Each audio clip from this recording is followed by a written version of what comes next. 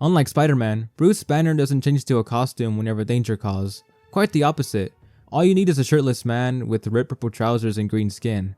On the surface, Hulk's design may seem limited. What else is there to do? How do you redesign a character like this? Well, there are many ways to redesign Hulk. Since his inception, many creators have brought forth their interpretations of the big guy. There is a lot to look at for Hulk, but I want to scale it back and give a rundown on Hulk's designs in live action.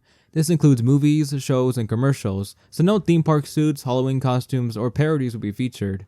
I won't necessarily be ranking these, but I will give my thoughts here and there as we go through the years. When smashing into television, Hulk had to go through some changes from the source material. With CGI in its infancy, the Hulk would be brought to life using a bodybuilder and makeup. That man was Lou Ferrigno. Ferrigno was painted green and given a fright wig, with white contacts, fake teeth, and an enlarged forehead piece with a big nose.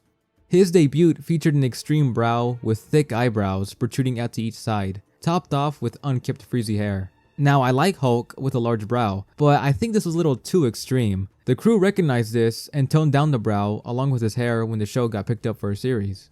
It wouldn't be until season 3 when the makeup started to appear more natural. Season 4 took a hard turn when it came to hair, as Hulk was now sporting a bleached, almost swamp-looking green hairdo. This lasted till the series ended with season 5, but don't fret, Hulk would return in 1989 with the aptly named The Incredible Hulk Returns. Ferrigno, looking the most jacked he's ever looked, reprises his role as the Green Meanie, who now sports a fancy mullet. In the sequel, The Trial of the Incredible Hulk, he continues with the mullet. However, it looks like the hair changes in certain scenes. Maybe it has to do with the way it was placed? In the final film in the series, The Death of the Incredible Hulk, he continues with his mullet as he unfortunately meets his end, as evident by the title. Believe it or not, this would not be the last we'd see of TV Hulk, as he made 2 more appearances afterward in commercials. In 2001, Ferrigno yet again reprises the role in a fun ad from AGF.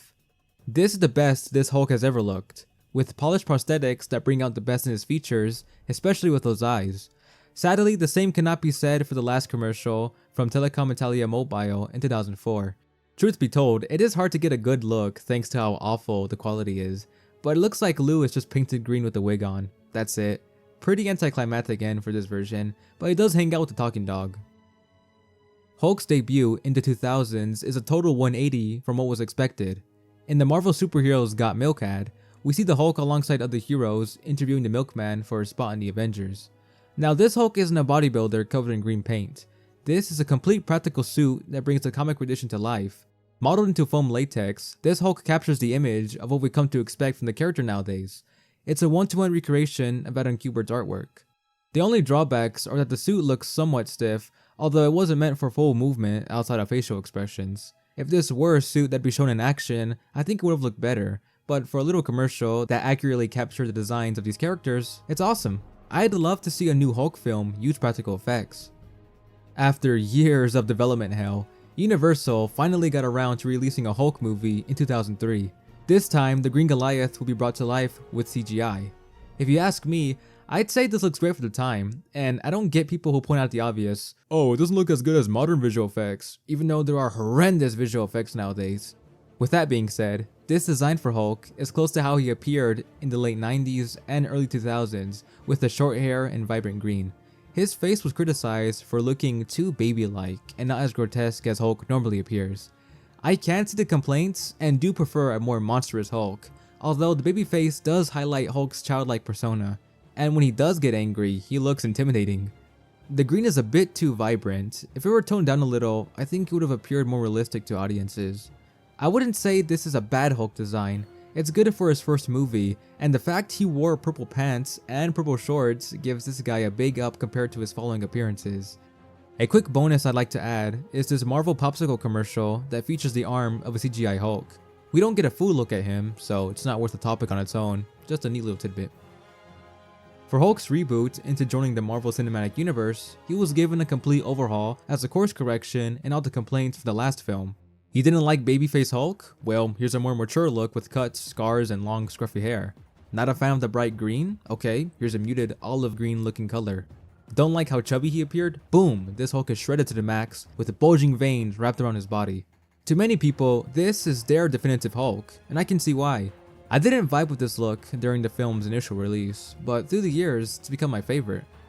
Mark Ruffalo replaced Edward Norton for the Avengers in 2012 and has remained as the MCU's Bruce Banner since. With the recast comes a new design. This time, Hulk is closely modeled after Ruffalo and is brought back with a more realistic body type that isn't intense, with a hunched posture and even body hair. I'd say this rendition looks better in the merchandise art than in the actual film. In a Target ad for the movie, we get a glimpse at a kid version of the Avengers, complete with their suits, including Hulk, who is again brought to life with practical effects.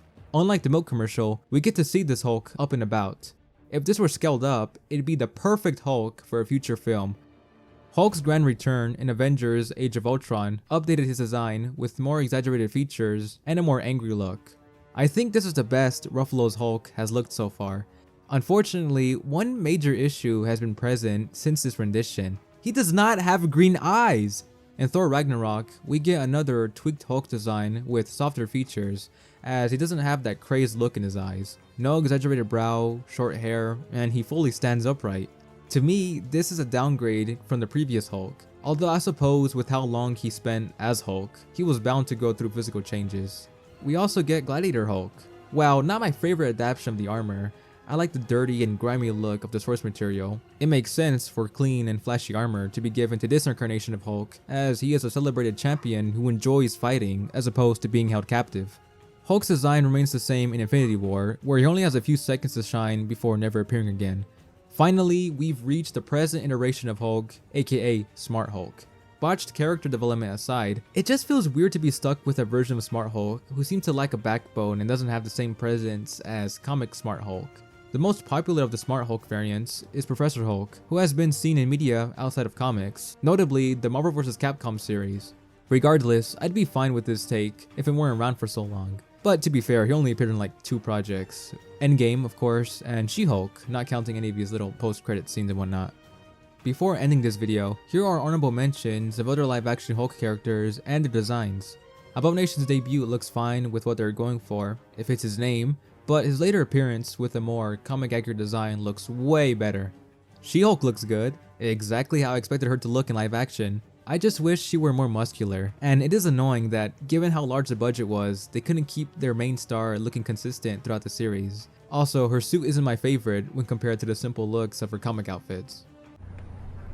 It's the biggest piece of dog shit. The leader's original design for Brave New World is great. It only looked weird because it was a completely smooth forehead without any wrinkles or bulging veins.